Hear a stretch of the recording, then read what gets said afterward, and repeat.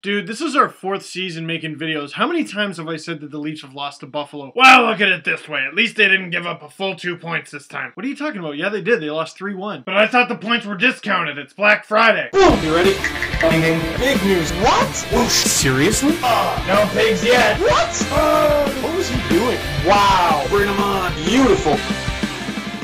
American holiday reference. And happy Thanksgiving to my American viewers as well. Here's your turkey, stuff it full of 3 goals, and the Leafs lose 3-1 to the Buffalo Sabres. And I'm not saying this would have made all the difference, but man, could they have used Mike Brown in this one. Tough, physical affair with Buffalo taking it to Toronto all night. Gostad filling in Kessel. Colton Orr attacks him later, gets a triple minor for it. I'll give you a cookie if you can tell me the last time someone got a triple minor. And Patrick Kaleta taking a big run at Nikolai Kulemin. No call on the play, so Luke Schenn steps in and gets into a fight. And whether Luke Schenn wins that fight is neither here nor there for me. Let's pretend Schenn turned Kaleta's face into a creamy pulp. I still hate that fight. Schenn, greater sign, Patrick Kaleta. Whenever I ask fans who they think the best Leaf defenseman has been this season, they've almost always answered Schenn. And if I'm Buffalo and I can get Schenn off the ice for 5 minutes in exchange for Patrick Kaleta, I take that trade every single time. And the Leafs take a whole bunch of penalties in the first period. Buffalo scores 2 power play goals, and Schenn was in the box for both of them. This season, Patrick Kaleta has played an average of 9 seconds per game on the power play. A total time on ice per game of 10 minutes and 7 seconds. While Luke Schenn spends an average of 2 minutes and 30 seconds per game killing penalties. And Schenn in total plays 22 minutes and 43 seconds per game. More than twice what Kaleta does. So let me put it to you guys. You're Luke Schenn, what do you do in that situation? Because you're obviously more valuable to your team than Kaleta is. But at the same time, screw that dude. He just took a run at one of your best players. On the power play, Jordan Leopold, long range blast. And if Gustafsson sees it, he's probably going to stop it, but he doesn't. He's screened and it's 1-0 Buffalo. Less than 2 minutes later, almost the same deal except swap Jordan Leopold for Thomas Vanek and it's 2-0 Buffalo. And the Leafs outshooting the Sabres 36-28 in this one, but they were outshot 16-5 in the first when all the damage was done. And Buffalo's strategy worked perfectly. Take it to the Leafs early, hit them hard and hit them often. Get them aggravated, get them taking a lot of penalties. Get some power plays. You know Gustafsson's playing hot, so screen him and hope for the best. And you know the Leafs offense is struggling, so if you get a goal or 2 off that, let Ryan Miller do the rest. Game. And in the second and third period, the Leafs outshoot the Sabres 31-12, but it doesn't matter. Ryan Miller just played amazing all night. And you gotta think the Sabres would be doing a little better in the standings if Miller was healthy all season. And for all the ragging on him that I just did, Patrick Kaleta makes it 3-0 Sabres, scoring shorthanded. Still stand by what I said. And you know what? Gustafsson gave up a big, juicy rebound to Kaleta. But I'm willing to put a little asterisk on that because it was a shorthanded 2-on-1. So out of the 3 goals Buffalo scored, I only fault Gustafsson for like half of one. But Phil Kessel, after getting a glorious breakaway chance earlier in the game, gets a shorthanded goal of his own on Ryan Miller, assisted by Jordan Leopold. Which to me, that might have been more impressive than Komisarik's pass to Camilleri. It just happened so quickly and Leopold is perfect tape to tape. And Kessel's a goal scorer, so he didn't even think. He was just, bah, it went in. First Leaf to 10 goals. But unfortunately, that is as close as the Leafs would get.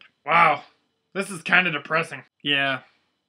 Would this help? OMG Snow. Oh, really? Get the toboggan! It really is like having a house pet. So now that he's gone, let me ask you guys a question. It's the end of November, and no matter where you go, everything's like, hey, what up, Christmas? Yuletide all up in your grill. So what do you think is on some of the Leafs' Christmas list? For example, I'll start with Gustafsson freaking goal support! Let's pretend Gustafsson plays so well that he wins the Vezina. He can't win the Art Ross too. And the Leafs have got to start scoring when Gustafsson's in the net. I didn't even need the second part of that sentence, just the Leafs have got to start scoring, period. So you, give me that list. And last but not least, you and I should meet at a Marlies game. Like soon. Like December 3rd when I'm one of the ringside reporters. Because it's Ryerson night and you can get $35 tickets for 15 bucks to see a team that's winning like crazy and getting into line brawls. Oh! Marlies.ca/Ryerson if you're interested in that. Until then, the Leafs' next game is against Ottawa, and if there was any team to cure their offensive woes, it'd be them. You'd hope. Add me to LeafSpace.com, Facebook, and Twitter. Donate to Movember, and I'll see you next time.